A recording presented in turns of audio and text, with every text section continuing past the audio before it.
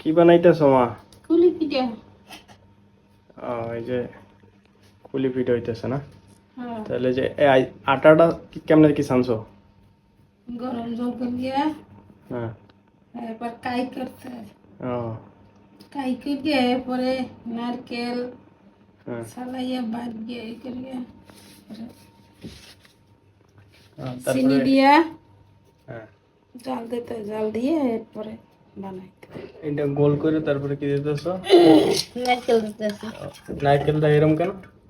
নারকেলটা এই করছি, কি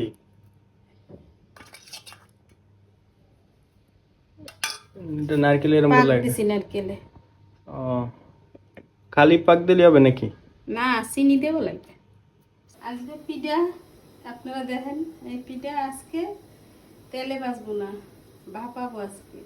তো আগে জল দিছি, জল দেওয়ার পরে আমি এটা দেবো, দেওয়ার পরে ভাপাবো।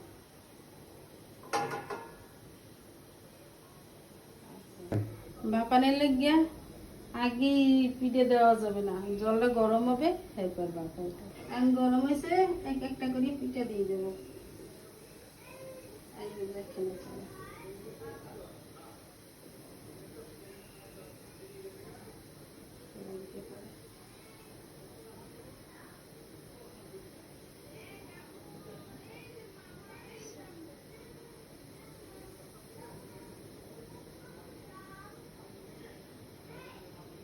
আপনারা চাইলে কাকুর লেজকে পিঠেগুলো দিতে পারেন,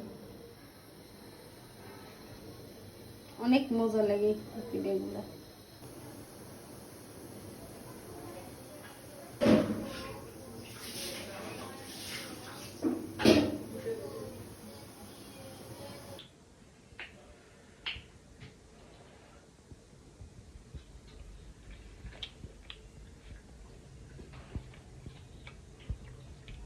আসলে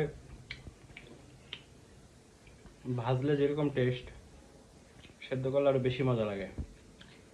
তো এটারে বলে পুলি পিঠা ভাপানো। আমার কাছে এটা বেশি ভালো লাগতেছে। আপনারা এইভাবে ট্রাই করে দেখবেন, খুব ভালো লাগে।